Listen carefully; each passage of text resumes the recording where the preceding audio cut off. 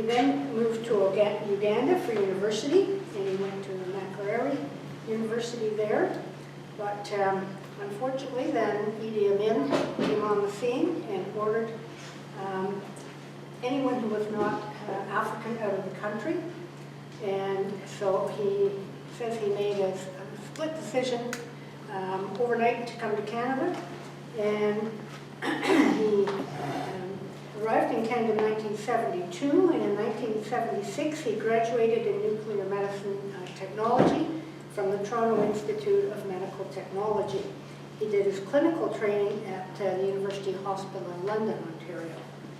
He then worked in Thunder Bay at St. Joseph's Hospital from 77 to 79, and from 80 to 85 at York Finch Hospital in Toronto.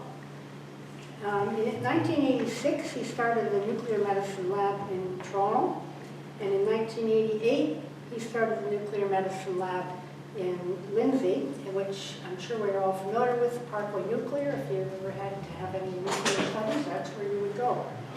And this is still running, and Abdul is still in charge, but has allowed himself to be part-time now. Abdul is married to Shireen, a neighbor from Mombasa. They married in 1975 and have one daughter, Naila, who's now a lawyer in Canada. Abdul has been very prominent in the mosque in Lindsay, and I'm sure he'll tell you more about that. But thank you very much for coming, and welcome. Thank you.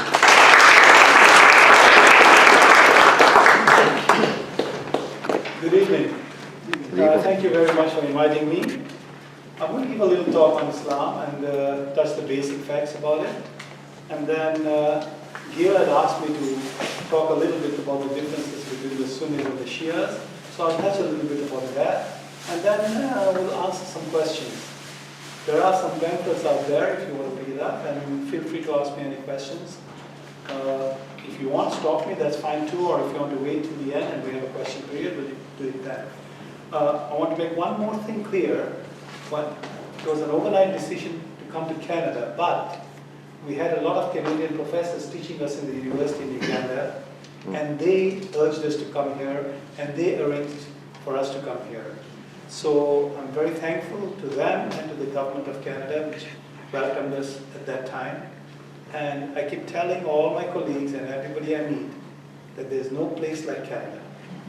This is heaven on earth. And unless you travel outside, you will not understand what I'm saying. So I also thank you all for inviting me to Canada. Now, Islam, it's a very well-known religion, very misunderstood religion. Islam is an Arabic word which means surrender, submission, commitment, and peace. Thus, Islam, if you follow it correctly, and that is a very, very meaningful word, correctly, it is a path to attain complete peace through voluntary submission to the divine will of God. There is only one God, we call it by different names. Allah is an Arabic word which means God. It's the same God which you have, the same God I have. Now, how did Islam begin? It is the belief in one God, as said. In this regard, it shares beliefs with Judaism and Christianity. And it goes back in history to Abraham, who is considered to be the father of all the religions.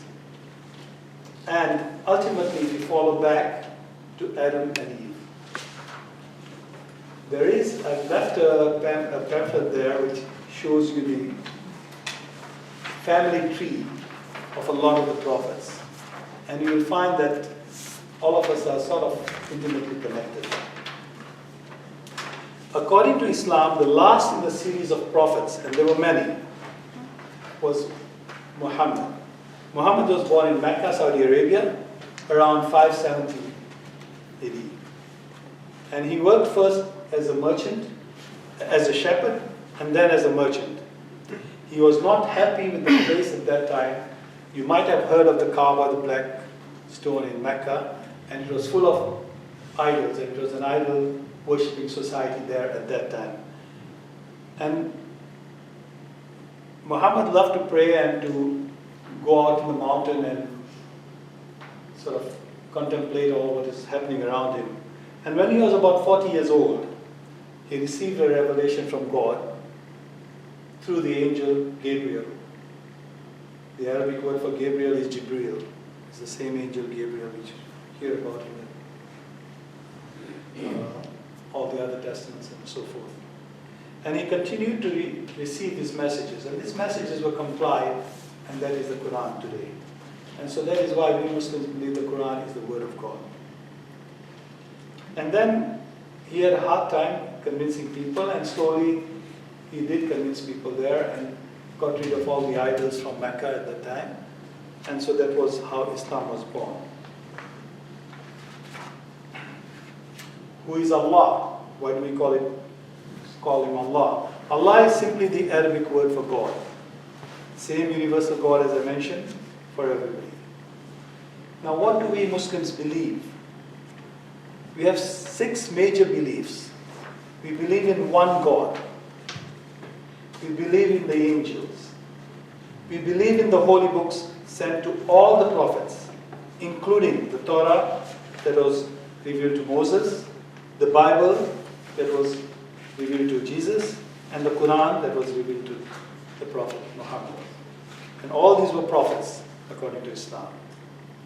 Now belief in all the prophets sent by God, including Noah, Abraham, Ismail, Isaac, Jacob, Moses, Jesus, and Muhammad. The difference between Christianity and Islam, the main big difference is Muslims believe that Jesus is not the Son of God, but a man just like all the other prophets. That is where the main difference is found. And we believe on the day of judgment and life after death, heaven and earth. We believe that on the day of judgment, before the day of judgment, Jesus is going to come back again. The differences we have, as you said, we don't believe Jesus was on the cross, he was taken up by God, and he's going to come back. We also believe that. We believe also in the divine decree. That means that God is all powerful, he decides for us what is going to happen to us. I can jolly well say I'm going to become a rich man, I'm going to work hard and all. But we as Muslims believe ultimately it is in the hand of God whether I'm going to succeed in my life. And part of the way of succeeding is praying to him, asking for it, and doing all good deeds. And we'll go through that.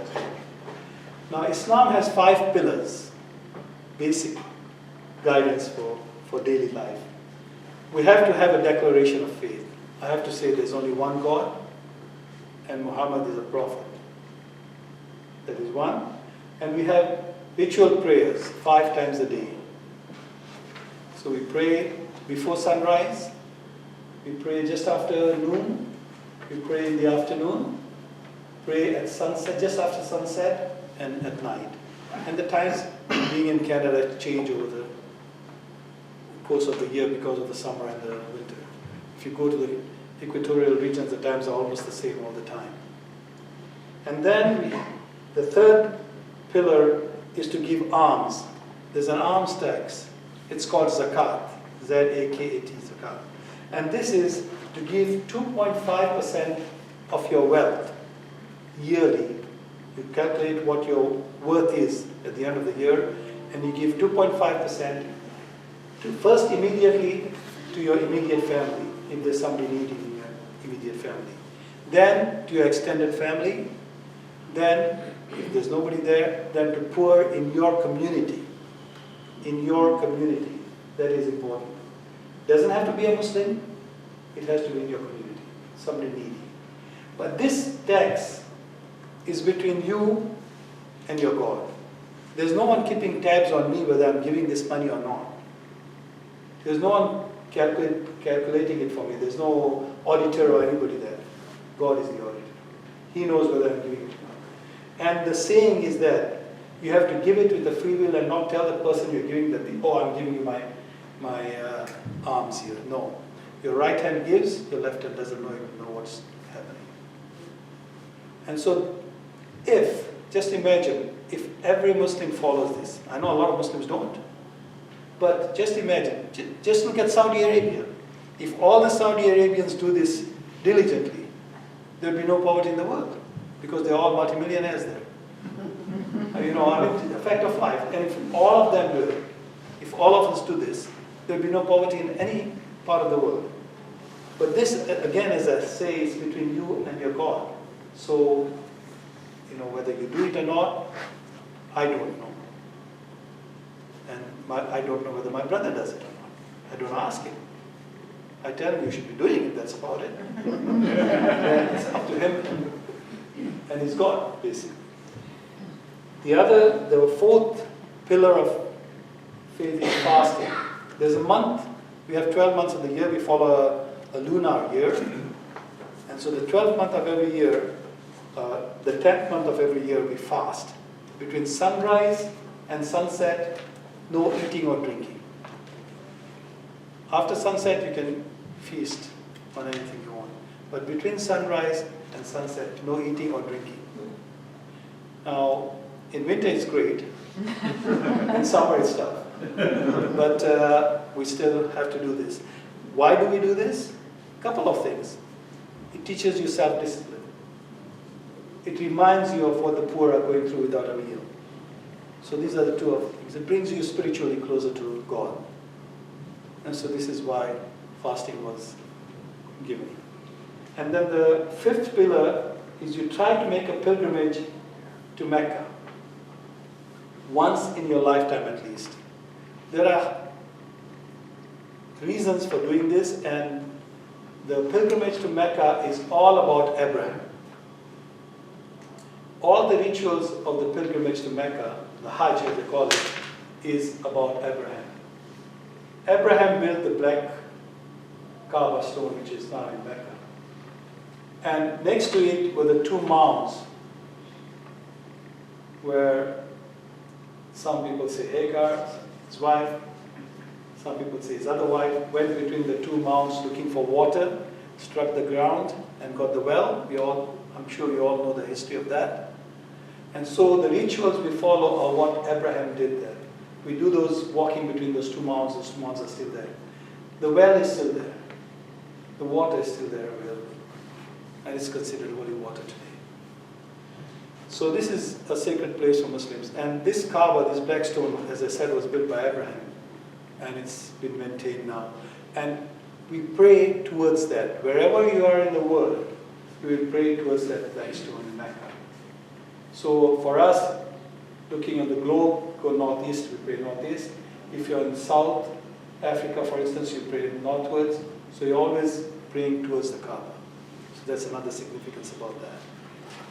So those are the basic pillars for Muslims. Now we also believe that the last revealed scripture sent by God is the Quran. And to us, it is the speech of God revealed in the Arabic language at that time. The Quran is as original as it was first given. There have been no changes made to it at all. And for us, we are required to try and read it at least once a day, and more often you read it, the better it is. So let's go to another. How does one become a Muslim? It's a very simple thing. There's no ritual to it. All you have to say, there's no God but God. There's only one God. No God but God. God Allah, if you want to call him that. And Muhammad is the messenger of God. This line was put so that it is very, very clear that Muhammad is not a God. He's a person like you and me, a prophet.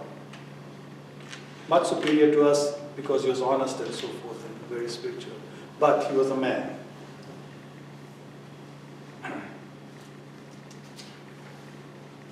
Now, we go back to a good question which I'm asked very often. Do Islam and Christianity have different origins? We believe no. We believe that together with Judaism, they go back to the prophets and the patriarch Abraham. All these religions have come through him. And the three prophets are directly descended from his sons. Muhammad from the elder son Ishmael, and Moses and Jesus from the younger son Isaac. That's what we Muslims believe, the hereditary rule. And so Abraham, we believe, made the settlement which is called Mecca today in Saudi Arabia.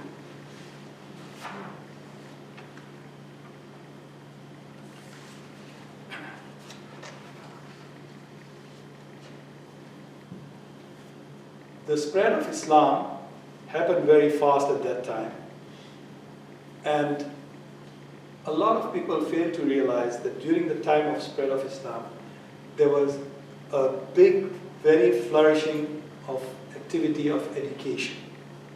There were universities made, a lot of emphasis was put on science. Islam believes in education. And in the Quran, there's a chapter which tells you, seek knowledge, for knowledge is the truth, and knowledge will make you a better person. So you have to go and seek knowledge. Scientific research and all was done in a great scale during these times. There was a big university in Timbuktu at that time. There were huge centers in Syria, in Spain, when Spain was conquered by the Moors. They built many, many universities in Granada. And to this day, if you make a trip there, you'll see some of those buildings still there, and the books and all that still there. A lot of work went on into geography, charts, maps, astronomy, medicine really benefited. So it was not a backward religion at that time. So, how do Muslims believe now? We believe in the Quran. That is what we believe is the word of God. So we follow the Quran. Aside from the Quran, we also follow the Sunnah. It's called the Sunnah. Is the way, the practice and example of Prophet Muhammad. And all this has been recorded very meticulously. What did he do when he saw a certain aspect, what is happening there? How did he react to certain things? And we try to emulate that. And examples I'll give you. Our Prophet said, God has no mercy on one who has no mercy for others.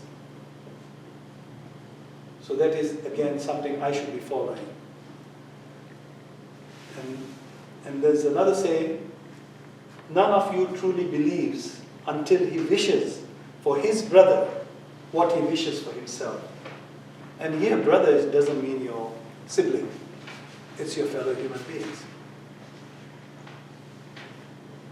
There's another saying, he who eats his fill while his neighbor goes hungry is not a believer. And again, it does not mean your neighbor has to be a Muslim. Your neighbor is your neighbor, wherever you are in the world. So, the truthful and trusted businessman is associated with the prophets, the saints, and the martyrs. So that means we should not be cheating in our businesses. Powerful is not he who knocks the other down. Indeed, powerful is he who controls himself in anger. This is another of the sunnahs of the Prophet we have to try and follow. God does not judge according to your bodies and appearances, but he scans your heart and looks into your deeds. That means we have to do good deeds. If you don't do good deeds, you're not going to be approved by God. And I'll give you a little parable. A man walking along a path felt very thirsty. He reached the well and he got water from the well and drank his fill. And as he was going away, he saw a dog with his tongue hanging out, trying to lick up mud to quench his thirst. The man saw that the dog was feeling the same thirst he had felt. And so he went again, got water from the well, filled his shoe up and gave it to the dog to drink. God forgave his sins for this action. He was a sinner.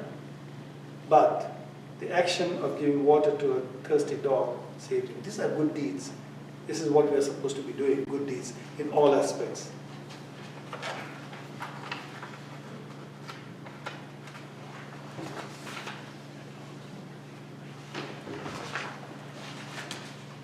Now, as I mentioned about prayer, we pray 5 times a day, and a lot of questions are usually asked to me about the call of prayer. You hear it on the news and all that. There's a call to prayer at all the prayer times. And so what is the call to prayer? I'll give you the translation of it, and I'll give you the Arabic version of it. Allahu Akbar, Allahu Akbar, La ilaha illallah, Allahu Akbar, Allahu Akbar. So Allahu Akbar means God is great, God is great. I testify there is no God except God. So you don't believe in idols or anything else. I testify that Muhammad is a messenger of God. And then come to prayer. Hayya ala salah, come to prayer. Come to success in this life and hereafter. God is most great. There is no God except God. So this is the call to prayer. You hear on the radios and all coming from the pillars of the mosque in the Muslim countries. We've talked about zakat and fast and the pilgrimage.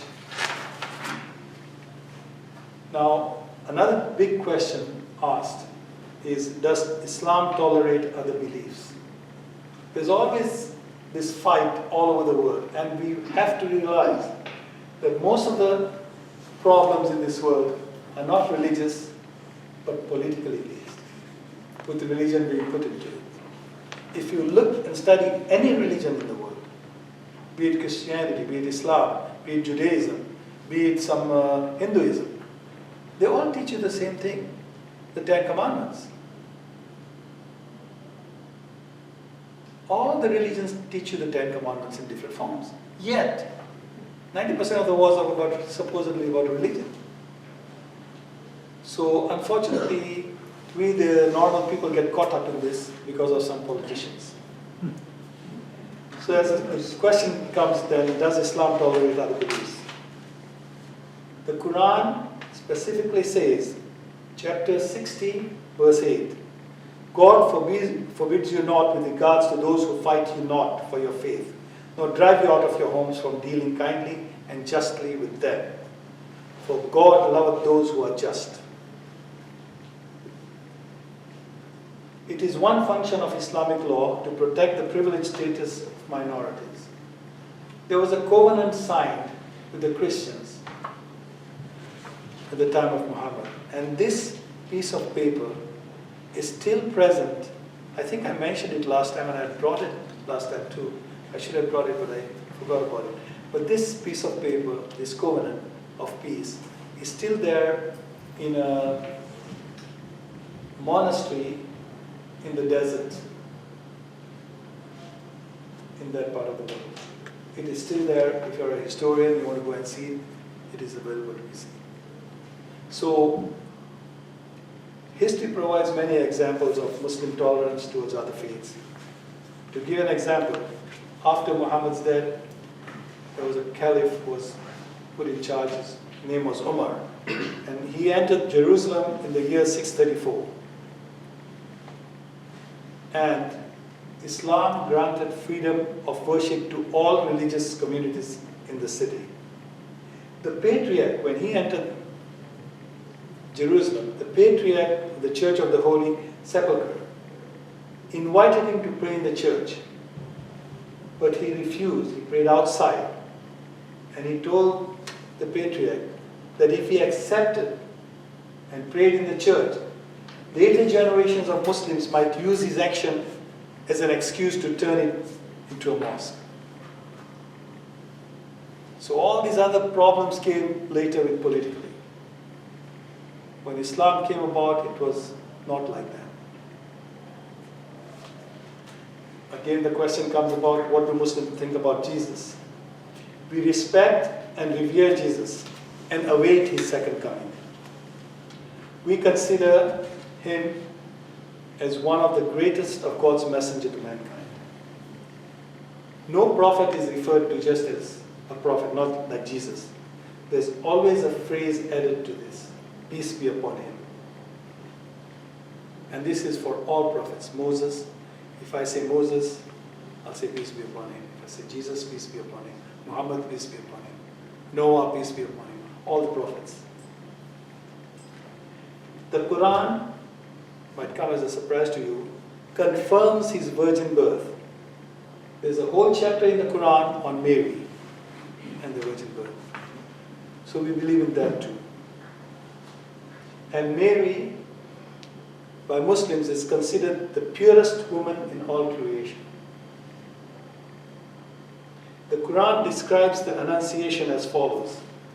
The Quran says, "Behold," the angel said, "God has chosen you and purified you and chosen you above the women of all nations. O Mary, God gives you good news of a word from him, whose name shall be the Messiah, Jesus, son of Mary, honored in this world and the hereafter, and one of those brought near to God. He shall speak to the people from his cradle and in maturity, and shall be the righteous." So we do believe in Jesus. As I told you before, the references are what I mentioned before. And the same continuation of this, and this is from the Quran chapter 3, verse 42 to verse 47. And Mary said, "O my Lord, how shall I have a son when no man has touched me?" God said, "Even so, God creates what he will. When he decrees a thing, he says to be it, and it is." And this is a very, very common phrase in Islam. In the Arabic one is kun fayakun. Allah says be, and it is. Jesus was born miraculously through the same power which had brought Adam into being without a father. And truly, and in the Quran, chapter 3, verse 59, truly the likeness of Jesus with God is as the likeness of Adam. He created him of dust and then said to him, "Be," and he was. Kun fayakun. During his prophetic mission, Jesus performed many miracles. And the Quran mentions some of these. The Quran chapter 3, verse 49. This is what Jesus said. "I have come to you with a sign from your Lord. I make for you out of clay, as it were, the figure of a bird, and breathe into it, and it becomes a bird, by God's leave. And I heal the blind and the lepers, and I raise the dead by God's leave." Now, we believe, as Muslims believe, neither Muhammad nor Jesus came to change the basic doctrine of the belief in one God, brought by earlier prophets, all down the line, but to confirm and renew it. In the Quran, we believe Jesus is reported as saying, and this is from chapter 3, verse 50, that he came to attest the law which was before me and to make lawful to you part of what was forbidden to you. I've come to you with a sign from your Lord, so fear God and obey me. So this is how we Muslims believe in Jesus. And as I said before, we believe he's going to come before the end of the world. Now, in Islam, family is very, very important. Family is the foundation of the Islamic society. Peace and security offered by a stable family unit is greatly valued and seen as essential for spiritual growth of its members. A harmonious social order is created by the existence of extended families. I'm sure you all meet your brothers and your sisters and all, and it's a happy family when you have a happy family gathering.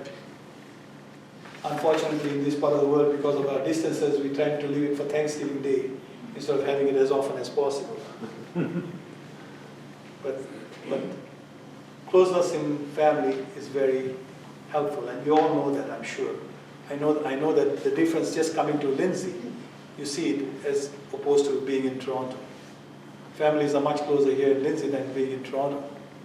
Again, because of the lifestyles and the times and so forth. The next question I'm going to ask myself is, what about Muslim women? Because this is a very, very often asked question. Women have no say in Islam. Now, Islam sees a woman, whether single or married, as an individual in her own right, with the right to own, to dispose of her property and earnings. A marriage dowry is given by the groom to the bride for her own personal use. It's So the marriage contract, when it's made, the groom will say, okay, I'm giving my wife to be so much. And that is agreed between the husband and the wife. The wife might say, I don't want anything. Or might ask for a big sum of money or whatever. That money is to be given to the wife. And she can say, okay, I don't want it right now, it's okay. But if they divorce or something, that money is hers. And in Islamic society, the woman is allowed to keep her personal last name rather than taking her husband's. And it's very, very common. Now, comes to the dress, both men and women are expected to dress in a way which is modest and dignified. A lot of this dressing of Muslim women is also an expression of local customs. So you will see a difference in dressing of Muslim women, say from Indonesia, or from Saudi Arabia, or Afghanistan, where they are very more, wearing the veil and all that. So those changes, the requirement is modesty, not to show your hair, that's about it. And not to show your long sleeves, not to show your arms, and long dresses. So modesty is the key there. Another quite often asked question is, oh, you're allowed more than one wife. Yes. As a Muslim, you are allowed 4 wives. But there are conditions in this. Why was this introduced? It was introduced at a time when there was war and there were a lot of widows. So it was encouraged for people to marry widows so the children can have a family. And there's a strict criteria that you have to treat every one of your wives equally. You buy one a dress, you buy all of them a dress. You cannot have favorites. Otherwise you're committing a sin. And that, ladies and gentlemen, is very, very hard to do. So, you've got to realize that a lot of them are not doing it right and they're sinning. Now, is Islamic marriage like a Christian marriage? A Muslim marriage is not a sacrament, but a simple legal agreement in which either partner is free to include conditions. And this marriage customs vary widely from country to country. If you go to Indonesia, their local customs have been imbibed into this. If you go to India, they'll have more of the singing and dancing for the marriages. So, it changes from country to country. Things have come in. Divorce is not common, but it is allowed. And it is not forbidden. It is to be used as a last resort. You are encouraged to try and reconcile your differences if you have any, and resort to divorce only if things cannot be reconciled. And even on Islam puts conditions when the divorce is fulfilled. The woman will not marry for this length of time. In case she's pregnant, we know who the father is of the kid. So there are restrictions like that. How do Muslims treat the elderly? In the old days, there were no old people's homes. I'm sure that was everywhere, even here. The strain of caring for one's parent is the most difficult time of the year for anybody. We all know that. We ourselves are getting old. We know our children probably will not look after us because of the conditions of work and so forth here. God asks that we not only pray for our parents, but act with limitless compassion, remembering that when we were helpless children, it was our parents who looked after her. And the Prophet was once asked, where is paradise? And he said, it says, the feet lies at the feet of the mothers. And he was asked, who should I pray for most?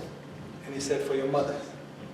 He asked again, the person asked him again, who should I pray for most? Your mother. 3 times he said your mother, and the 4th time your father. So we men don't have too much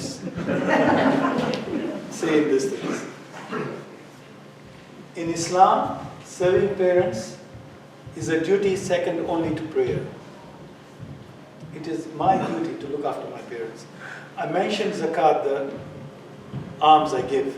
I cannot give alms or zakat to my mother and father. That is my responsibility. It cannot come out of that alms money.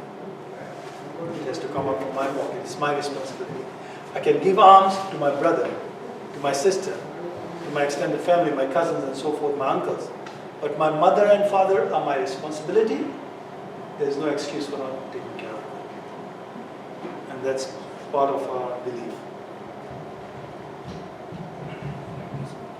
In Quran chapter 17, verse 23 and 24, the Quran says, your Lord has commanded that you worship none but Him and be kind to your parents. If either or both of them reach old age with you, do not say off to them or chide them, but speak to them in terms of honor and kindness. Treat them with humility and say, my Lord, have mercy on them, for they did care for me when I was little. So parents are held up very highly in Islam. Unfortunately, as we know, progress is going on and we are living in single unit families. Parents are being shunted away, and this is happening all over the world. Now, how do Muslims view that? We Muslims believe that the present life is only a trial, preparation for the next realm of existence. Basic articles of faith include the Day of Judgment, resurrection, heaven, and hell. When a Muslim dies, he is washed, he or she, usually by at least one family member being present, wrapped in a white, clean cloth, and buried with a simple prayer, preferably within 24 hours.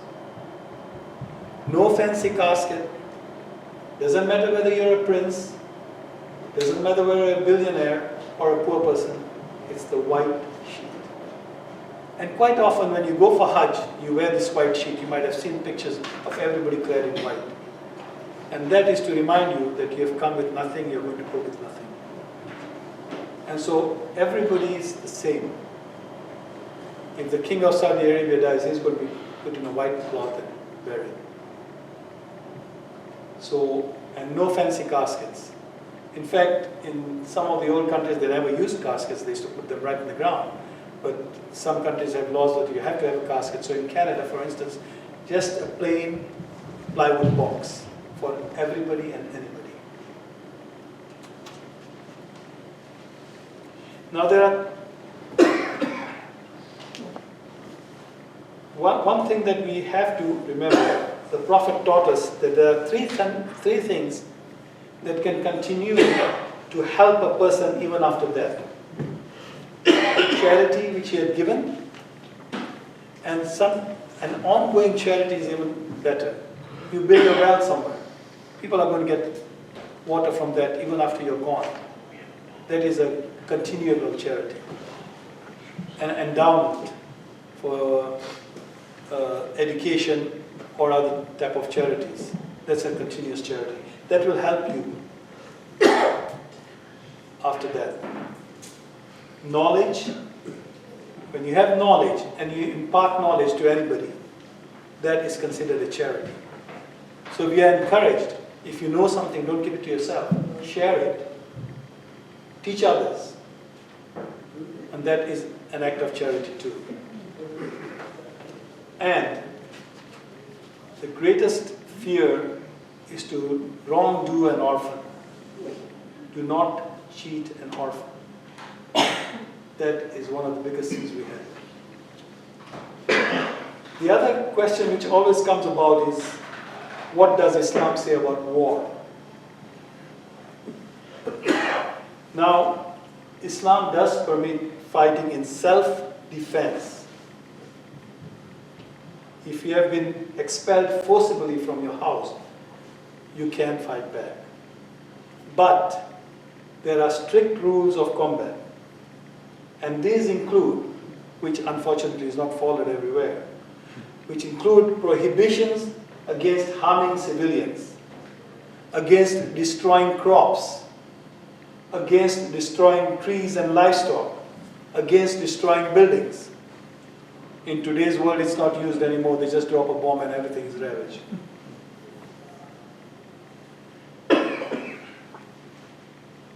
Now, the Quran says in chapter 2, verse 190, fight in the cause of God against those who fight you, but do not transgress limits.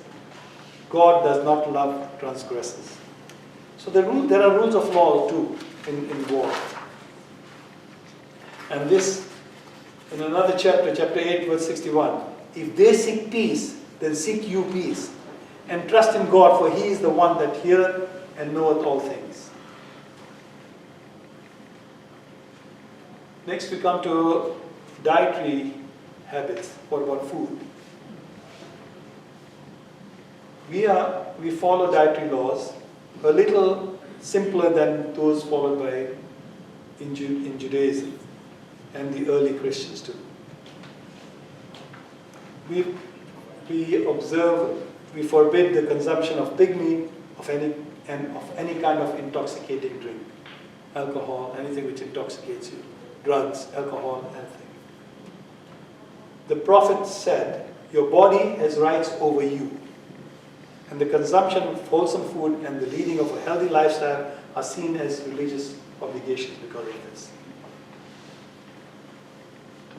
The Prophet said, ask God for certainty of faith and well-being, for after certainty, no one is given any gift better than health. So to keep yourself healthy, eat well, eat good food. How does Islam guarantee human rights? And this comes also about other religions. Freedom of conscience is laid down by the Quran itself. In chapter 2, verse 256, there is no compulsion in religion. I cannot tell you and hold you by your throat and say, become a Muslim. That's compulsion. I cannot. If I'm a true Muslim, I cannot do that. There's no compulsion in religion. Everybody has to make their own mind. So that is one thing. The life and property of all citizens in an ideal Islamic state, and I'm using the word ideal because I don't think so there's any ideal Islamic state in the world. We all know that. Politics play a big part in this. And in an ideal Islamic state, life and property of all citizens, irrespective of who they are, what religion they follow, and so forth, are considered sacred. Racism is incomprehensible to Muslims, for the Quran speaks of human equality on the following terms. Chapter 49, verse 13. O mankind, we created you from a single soul, male and female, and made you into nations and tribes, so that you may come to know one another. Truly, the most honored of you in God's sight is the greatest of you in piety. God is all-knowing and all-aware. So, in Islam, if you meet somebody else, another Muslim, we just say brother. We don't differentiate whether it's white, black, brown, yellow, whatever. We're all the same.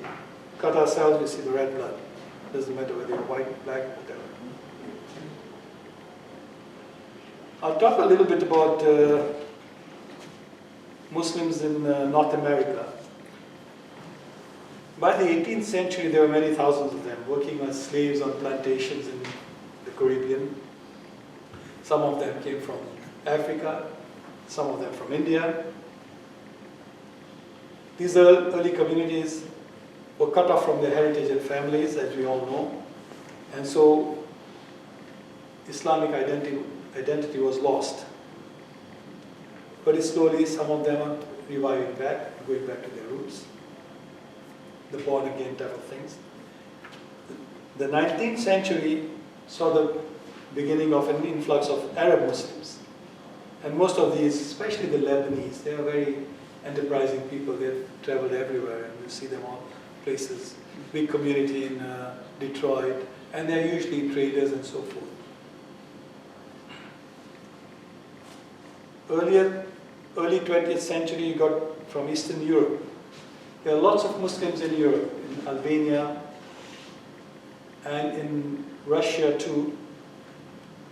The whole of Kazakhstan is very strongly Muslim. And even in China, there's one area of China which is very, very heavily populated by Muslims. The Chinese there, the Uyghurs. And there are a large number of Muslims. Now, if you look at the Muslim world, we always think of the Arabs as the Muslim area. No. The largest number of Muslims is in Indonesia, much more than the Arabs. So Indonesia has the most Muslims. So 30% live on the Indian subcontinent, 20% in sub-Saharan Africa, about 18% only in the Arab world. Soviet Union and China has about 10%. And in almost every country in the world now there are some minority Muslims.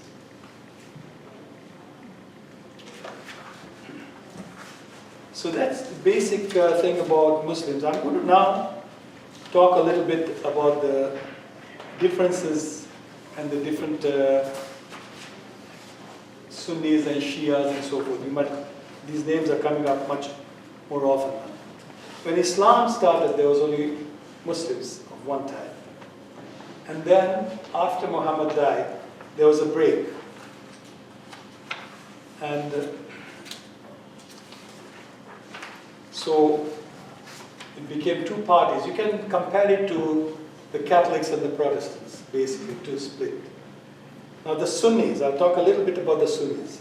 Sunni means traditionalist, basically. And that is about 85% of the Muslim population. And the sources of religion and religious and legal authority for Sunnis is the Quran and the followers sayings of the Prophet, the Sunnah of the Prophet. And the Sunnis don't believe on like a pope hierarchy. There's no head as such. Any mosque will have a head in the mosque, as a priest and imam. Anybody can be the one with the most knowledge, religious knowledge in that community, will be the leader in that mosque. And there's no hierarchy of heads. Now don't look at the political side like Saudi Arabia where they've got the kings and all that. That's different. But the Sunnis itself, there's no head of a Sunni population. But in the Sunnis, there are 4 schools of thought. And what do I mean by schools of thoughts? After the Prophet had died, there were 4 learned men who studied intimately all the actions of the prophets and so forth. And so these 4, they formed their own books and said, you have to pray this way because the Prophet prayed this way, or this is the reason he prayed this way, and so forth. So 4 schools of thought came. And so the Sunnis are divided amongst these 4 schools. And I'll just give you the names, if you just want to know it. The Hanifite, Malikite, Shafi'ite, and the Hanbalite.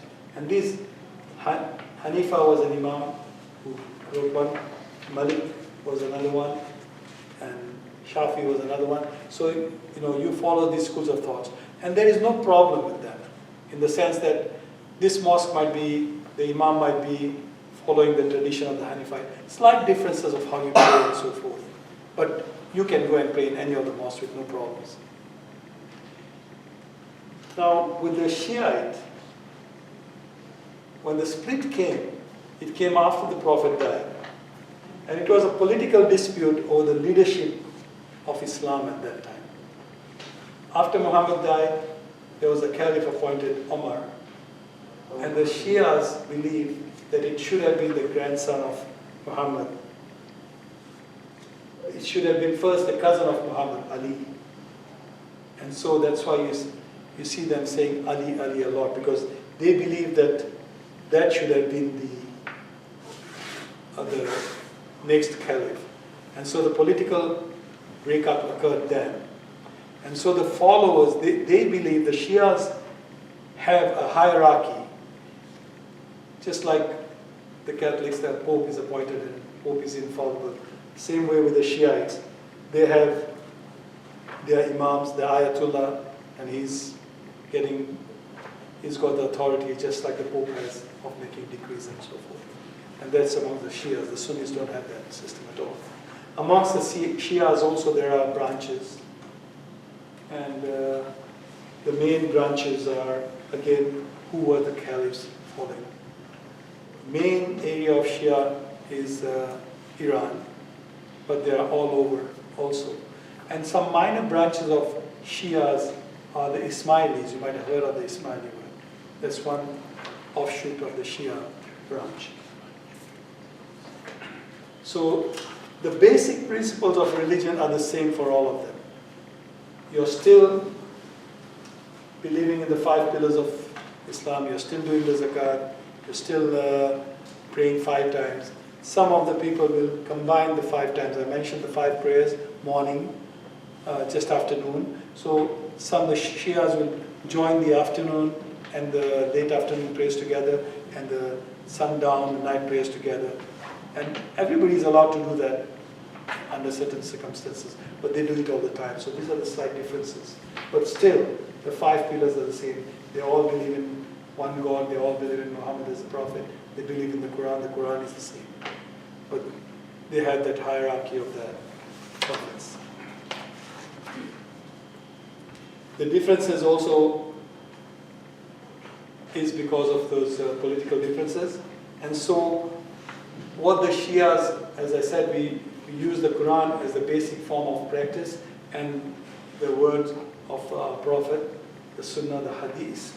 It's called Hadith, which is somebody has compiled, quite a few people have compiled all the same.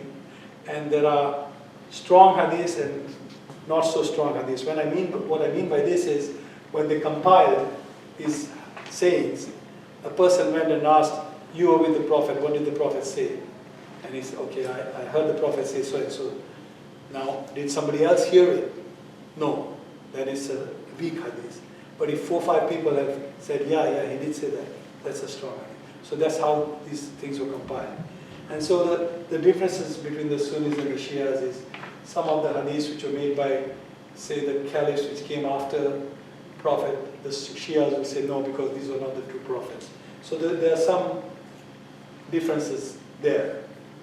But as I said, the basic creed is the same. Shias are ruling majority in Iran, influential minority in Syria, Lebanon, Yemen, Pakistan, and Iran. These are their strongholds. And then there's another branch called the Sufis. These are the mystics. And Sufi word came from the woolen, coarse wool coat garment they used to wear. And these people reject everything worldly. They are into religion. They are completely involved into religion. They'll be singing, and you have seen the whirling dervishes. That's Sufism. So they are completely engrossed into religion, period. Nothing to do with daily life at all. And so that is their belief there. And again, because of politics, you'll always see fights between Sunnis, Shias, and the Sufis. Key differences, as I mentioned, between the Shia and the Sunni, the question of leadership. And this division between Sunnis and Shias dates back to just after the death of the Prophet.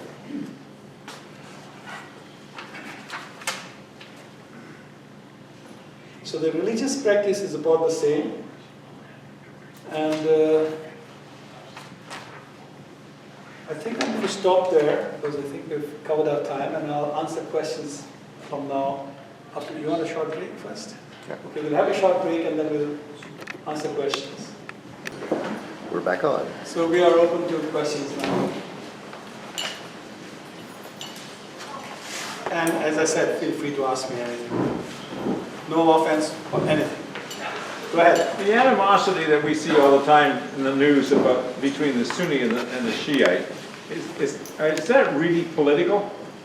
The fights between Sunnis Yeah. and Shias, it is political to a large extent. Okay. Iran is majority Yeah. Shia. Saudi is majority Sunni. Yeah. There is a large minority of Shias there too. Okay. And they are fighting for the oil and the oil rights in that area. Yeah. And of course, when there is fights like that, Iran is being helped by the Russians and the Chinese, and this side is the Americans, so there's going to be conflict. Yeah.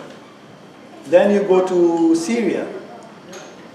Syria has got, the main Syria was there. On the north side there were the Kurds. They wanted to separate out for their own. The Turkey is on that side too. They didn't want the Kurds to come into Turkey, so they are pushing them down. And so again, then what happens when a political fight starts? Of course religion comes in to try and get people on your side. Oh, we are being persecuted, so let's fight for our religion. And that's how it starts. But if you look at basically, you look at the Israeli-Palestinian fight, it's considered a Muslim-Judaism fight. But look at it closely. It is a fight for land. Yeah. Both people want that land. No one wants to give in. No one wants to compromise. And of course then, you know, the West and the East and all, they want to sell their arms. They keep on supplying arms. You want to stop a war, stop supplying arms from all sides. There will be no war. But it's big business. Where do they get the arms from? The main arms suppliers are China. There's Czechoslovakia at one time used to be a major supplier to these areas. Britain, States, Israel. India is making some arms and supplying also. And it's all big, big money. And during the Iran-Iraq war, Americans were supplying the Iraqis and supplying the Iranians also and saying, fight. Yeah. They're selling arms, they're making money. So, you know, it's all political. Most of the wars in the world, as you know, are political. World War II was political, completely political. They didn't drag religion into that one. That one they couldn't. They couldn't, that's right. Yeah. You know, both sides were Christians, so, but you know, it's... But the way you explain Islam, it's basically very peaceful. It is supposed to be, that's what I'm saying. Whereas there is no ideal Muslim state. That's what I'm saying. Yeah. If there was an ideal Muslim state, Islam means peace. Yeah. The greeting in Islam, you say Salam Alaikum, is peace be upon you. So if you are a true Muslim, you will not be fighting. You're told not to fight. You're told not to destroy. But how many of us are really truly following our own religions? How many of us really, 10 commandments, we all really strongly follow 10 commandments? If we do, heaven is open for us. It's a big if. You said China was a big Muslim, There's a huge Muslim population in but China. aren't they being arrested and They're re-educated? being persecuted there, the Uyghurs, Big yes. time. Big time. That's Big all time. you hear in the news is, Yes, it's been hidden. Same thing with Russia. that's coming out now. Yeah, it's coming out. It's coming out. There's a big Uyghur population in Toronto actually. And they have some fantastic restaurants. Because they're Chinese, but their Chinese food is very different from the normal Chinese food you see. They don't use soy sauce as much, and also it's, you know, if you're really interested in visiting one, Finch and Bayview, north east corner. There's an Uyghur restaurant there. Very nice. I'm a foodie. I'm with you. Well, I'll take it. Whenever my son and I have traveled to any countries that are dominated by Islam, we've been treated with the utmost respect and courtesy, okay? But I found that they were extremely courteous people. We spent time in Palestine, Egypt, different countries in Africa. We were treated with the absolute best of respect. I'm going to comment on something that you refer to as shirk. Okay, shirk, I believe, is the #1 sin that can be committed by Muslims. In other words, that is the biggest sin out there, is to commit shirk. We've called it in our part of the world, shirk your responsibilities. But in your part of the world, shirk is putting anything beyond Allah. Okay? Exactly. Anything else, okay? The next thing, and I'm going to make a comment as opposed to a question, you didn't touch on riba, okay? And riba is right up there in the Quran with murder. So you have murder and you have riba. Riba is charging interest. In your religion, you cannot charge interest. Okay. Now, Let me hold this to that's point, fine. okay? The great religions of the world, Christianity, Islam, Sikhism, Buddhism, Hinduism, have all in the past, at one point, outlawed charging interest, but around 1400, the last one to stop charging interest was Christianity, but your religion still does not charge interest. In the day of commerce now, we all agree that wars are fought strictly for money and land. We know that. Nobody gives a rat's ass about what's going on about religion. It's all money. So would it not make sense that all this conflict that is going on is because your religion still adheres to riba, which forbids charging interest? That's just a comment. I didn't actually mention that, and I'm very glad you brought it up. Riba is interest, but use it in the term of usury. It's credit card interest as opposed to 2% interest. You are allowed to trade. Okay, you make a pact with you. I'm going to lend you $100. Pay me back $105 in a year, $102 in a year.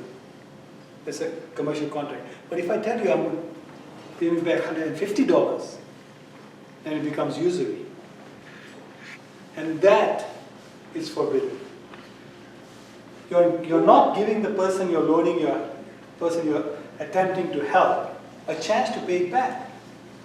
And this used to be very common, and it is very common still in places in India and the eastern places where a landowner will want to marry his daughter and needs money, and a farmer rather, not a landowner, a farmer. And then he goes and borrows money for his farm. And they put the interest rate so high, that man will never be able to repay that debt. Doesn't matter what happens, his kids and his kids' kids will still be paying the debt because the interest is so high. That's usury. And that is completely forbidden. But your religion views riba as economic slavery. Okay? So if you get rid of, how do you get rid of economic slavery in this part of the world when the whole world is revolving around money? It is. How do we It solve is that? impossible. And as I say, taking a high interest loan, we are forbidden against that. Even trying to buy a house with a second mortgage would be very, very strongly discouraged. Do not take it, do not give it to others. So, economic well-being again. Classic example, as I said, is the credit card. How many, I'm sure all of us have come across people, our colleagues, our friends, our neighbors, or somebody you know who has a credit card and cannot pay back the money they've used because it's so easy to go and spend it, and the interest rate is so high, it's almost impossible on a normal salary to pay it back. I mean, I've seen colleagues of mine get into trouble like that. I've seen it. And I'm sure every one of us has seen it, if not encountered personally. I came to Canada, I remember my very first job, I started a job in Thunder Bay. I had to buy furniture. Of course, couldn't even get a normal loan from the bank, which is, reasonably one. The only choice was to go and get it from one of these. Of course, I didn't take it, but that was the only choice. And so, all of us have faced that. And imagine if it was not there. You are allowed to trade. Muslims don't say don't trade. Islam doesn't say don't trade. Our day of, on Friday is our big day of prayers. We have a mass, a sermon, the noon prayers. And the Quran says, come for prayers, do not miss your Friday prayers, listen to the sermon. When the prayers are finished, go about and do your trade business. Do not cheat anybody, do not take riba. Riba is usury. And shirk, you mentioned shirk. Shirk is associating anybody else with God. In one God. Do not have partners. So that is the biggest sin for me if I say there is a partner to God. There is no atonement for that. Yes. Sorry. I have a question about the Hajj. Yes. Is it set at a certain time that people go, or can you make your pilgrimage at any time? Okay. Hajj is the 12th month of the year for us, the first 10 days of the 12th month of the year. Our year is 10 days, about 10 to 12 days shorter than, because we follow the lunar calendar. So it keeps moving because we are 10 to 12 days shorter than Christian year. So, and it's the 12th month, the first 10 days, so it's that particular time. Now you can go at any other time. This is for once in your lifetime you try and do it. And there are strict conditions. If you're leaving your family behind, you've got to leave enough food, money, food, supplies for them till you come back. You can't just go and, you cannot borrow the money. You've got to have no debts when you go. So there are conditions. If you have a sick person at home, you should not be going. You should be taken care of. And now you can go at any other time too, then it becomes just a normal trip. You can go at any time. The Hajj, if you do it at that time, it absolves you from all sins. Now there's a basic rule in Islam is your intention. Whatever act you do, your intention is very important. I'm going to come and take your cup and go and put it there. Is my intention to help you, or is my intention to make all of those people see that I'm a good guy? You see the point there? Mm-hmm. If my intention is to show off to others that I'm a very nice man, that has no value for my good deed. But if my intention was to really help you, then it is considered a good deed. And this is for all the deeds you do. I might go and help an old man cross the road, or I might help somebody fall down and go and help them. Again, what was my intention when I went there? Was my intention to show off, I'm a very nice person? I go to pray in the mosque. Is my intention to show my fellow colleagues that, hey, I'm a very religious guy, I'm going there to pray every time? If that is my intention, forget it. Your prayers are not answered, they are not heard by God. But if your intention yourself is to go and pray, then it is a good deed. So that intention comes in all aspects in our life. Whatever action we are doing, our intention has to be right. If your intention is, as I said, to show off or to glorify yourself, make yourself a better, others think that you're a better person, then forget it. It's not considered a good deed. I hope I've answered your question on that. One of the challenges facing Christian churches of whatever denomination or stripe now is how do we engage younger people? All the churches seem to be dealing with that question. In Islam, is that something with the forces of secularism and all this sort of thing in the world? Is that something that is a concern, or is it something that is talked about? How do we engage the next generation of believers, of the devout, and how do you deal with that? Very good question. I think the whole world is facing that question. The funny thing about this, after 9/11, Muslims were persecuted quite a lot in the States. And because of that, a lot of the younger folk came back into the fold. So,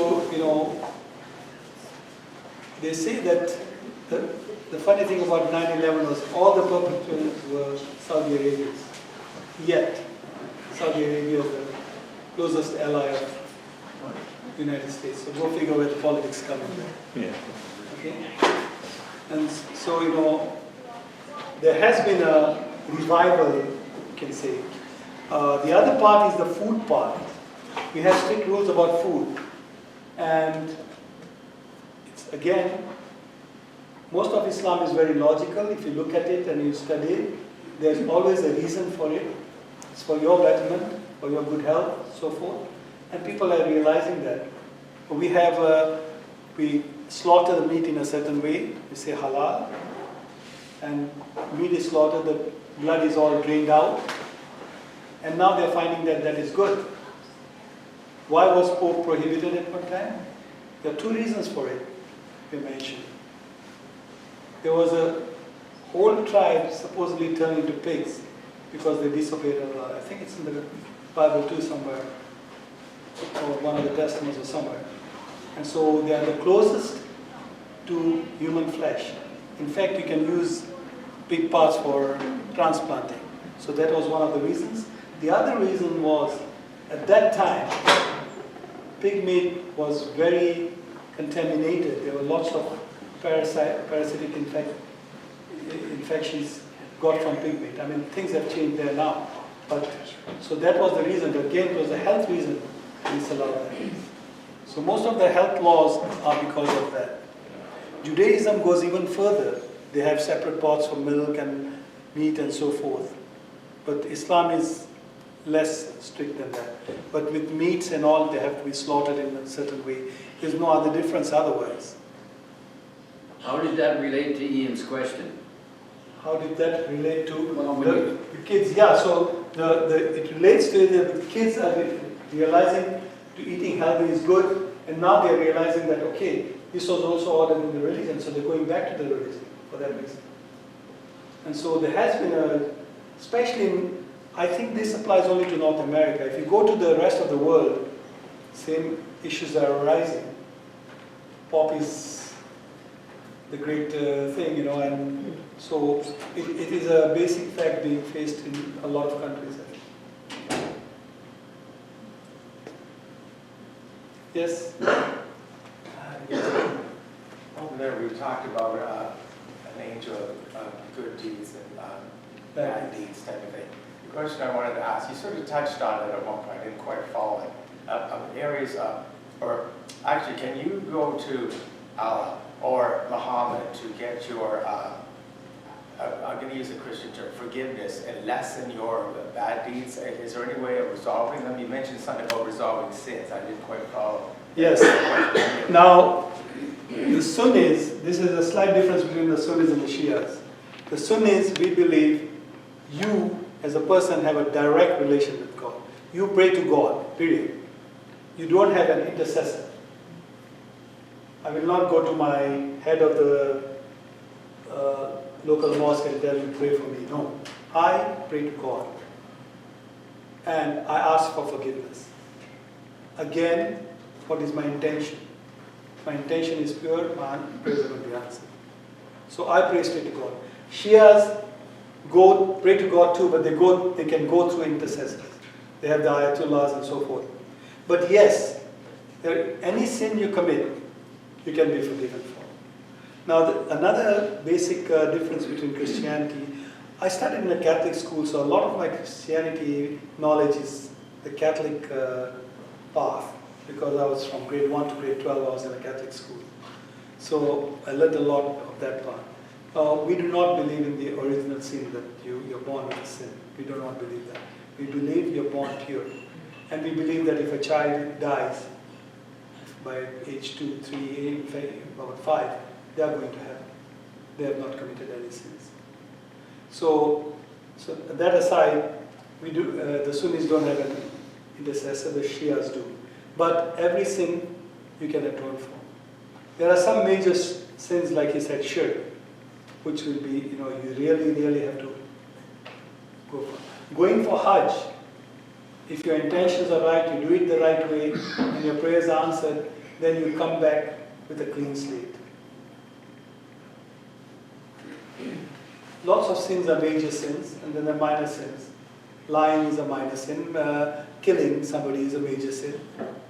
So things like that. So accordingly, God, you have to get more good deeds. And as I was explaining to him, we believe there's an angel on my right side and an angel on my left side. The angel on my right side is noting my good deeds. The angel on my left side is noting my bad deeds.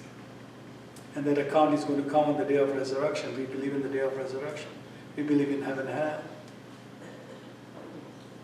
7 heavens and 7 heavens. We believe in 7 heavens.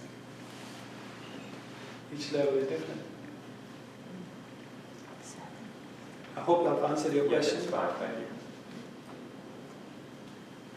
Any other questions? What's the role of the imam? Okay, in the Sunni tradition, an imam is the leader of the church. And historically, in that area, the most educated in religion would be the imam. Now, we do have professional imams also, people who go and study and they become as a career as imams. They're employed by paid a salary to lead the prayers. That's the imam in a mosque. If you go to the Shia side, imams can be more powerful than that. They have a hierarchy. And they even have the Ayatollah, like the Pope, who's the head. And he's infallible like the Pope is. So imam is basically a leader of them. Anybody can be. If I go to the mosque today for prayers and say, my brother and me are there together, one of us will lead the prayers, whoever is the most learned from us. But normally there's the most learned of the people will be the leading the prayers in that group. Yes. Back to the money thing, just so that people understand it. In your religion, when you buy a house, you go to, I'm talking, you know this, I'm kind of, they go to the bank owns the house, you rent from the bank, and as soon as that rent is up after 25 years, you own the house. Therefore, they're getting around the whole interest rate that way. When they buy a car for $32,000 and they rather than finance it at 3.9%, they pay $37,000 for the car. They pay full tilt. That way, they're getting around the interest. They inflate the purchase price on a purchase, and on home ownership, the bank actually takes title of the property all the time, and you pay rent to the bank. That's how Islam gets around the interest. Interest rates, yes, you're right. Thank you. They do. And as I said, the word is used now is interest, but actually when it first came out, it was not interest, it was usury, excessive interest, where, there's no chance you can ever pay back. Excess over debt. Excess over debt. Excess over debt, yeah. That is disallowed in Islam. The trade is allowed.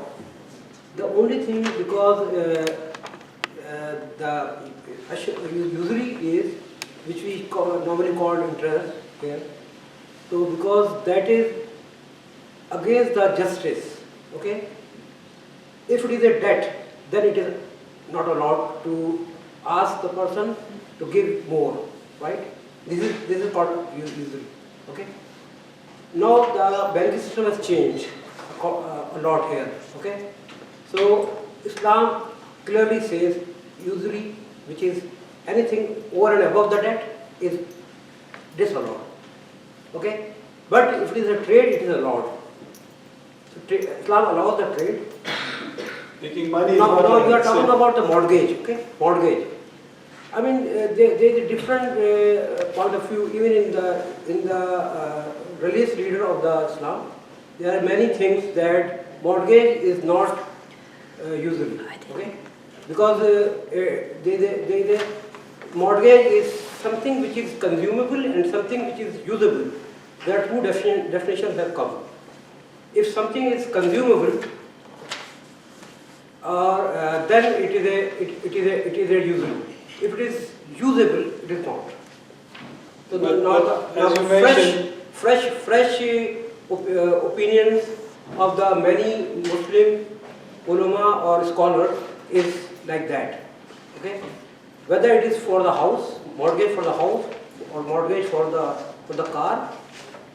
Okay, so I mean, even here you see there are sometimes you see the ad which is 0% mortgage. Okay, because they already include in the that's interest going amount. round it. Yeah, they have Inflate the rounded price. down. But this is very clear because it is written in the Quran very clearly that, and there are two things about the usury or interest, that it is zulm ko kya kehte hain in English?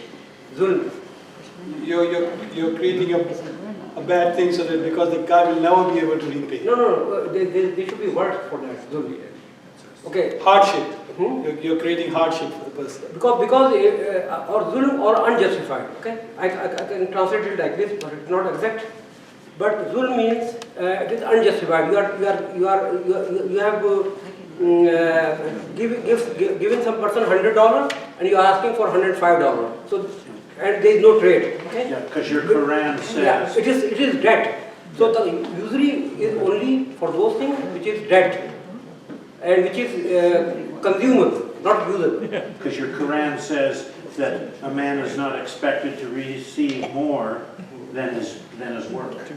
And if you're adding interest to it, he's receiving more than his work. Because anybody is asking for the debt because he is poor, he cannot manage by his own resources.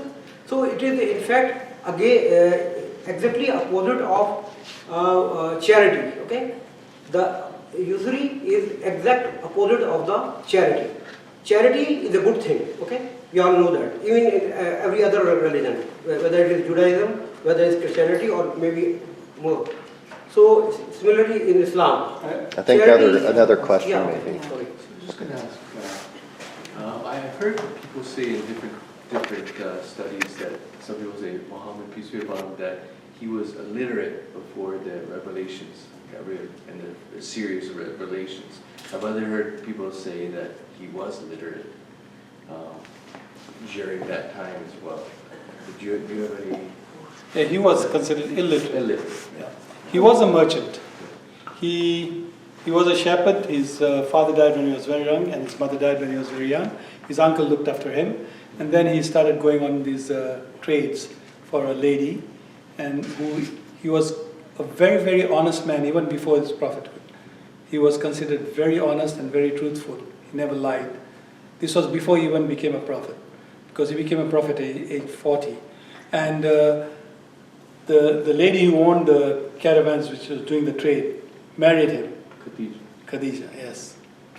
So, but he was illiterate, yes. So when he got his first revelation in the cave, and then he came home, and he was shivering, and he told his wife, Khadija, that, angel came to me and told me to, and the first words were read.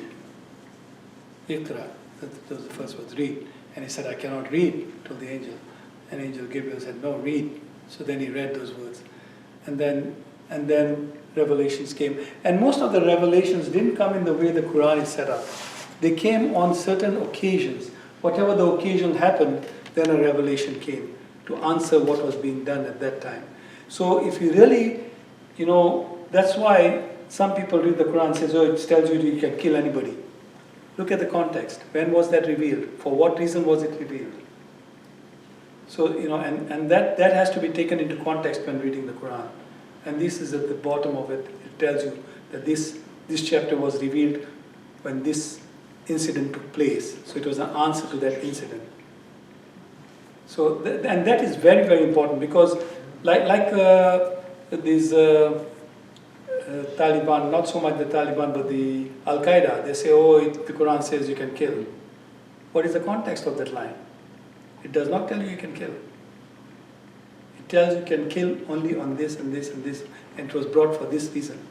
So that is very, very important when you're studying the Quran.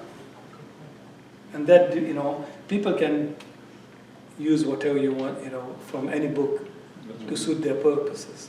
It's like manipulating statistics. We all know that, right? I hope that answers your question. Yes, thank you. Any more? Yes? A couple more questions. Yeah, just wondered, whenever we see scenes from the mosque, from the news or whatever, I don't see any music. Is there No music. You'll hear the call for the prayer and the prayers. Now on Friday, normally our prayers are very simple and don't take too long, 5-10 minutes. Friday is our congregational prayer at the noon prayers, where we have a sermon followed by the prayer. And if any one of you are ever interested, 1:30 in the mosque there, feel free to come listen to the sermon. Mosque is always open for anybody. If you're interested to see how we pray and you want to hear a sermon, we only ask you to cover your hair for the ladies, long sleeves, and be modest dressed, that's all. But you're free to come anytime you want. Sermons are usually on daily life, and to make yourself a better person, basically just like... Where is the mosque? The mosque is right next to the hospital, the second building from the hospital coming down in Kent. The first building is the physiotherapy, and the one next to it is the mosque. The building is owned by the hospital, and we are renting the main floor and put it there. Ah. It was the Parking old is the clinic. back. The old clinic, if you remember, way back. The old walk-in clinic, you're right on. It was the old walk-in If that clinic. helps anyone. It was the old walk-in clinic, yes. Yes? I'm sorry, just remember this introduction. It says, Allah the only God. I just wondering about the Old Testament name, Jehovah. Does it look like the same God but different names? Or Same God, different names. Do they respect Jehovah as far as Old Testament? Jehovah is in the archaic language, translates to Allah. Pardon? This is that's probably. I think it's the Aramaic language or Aramaic. something. Aramaic. Right? Yeah. So it's the same word in the Yes. No, Jehovah. Nothing to do with that. Yeah, but the word is the same. Yeah, Any more questions? I thank you all for giving me the time to come here. Thanks for coming. Thank you.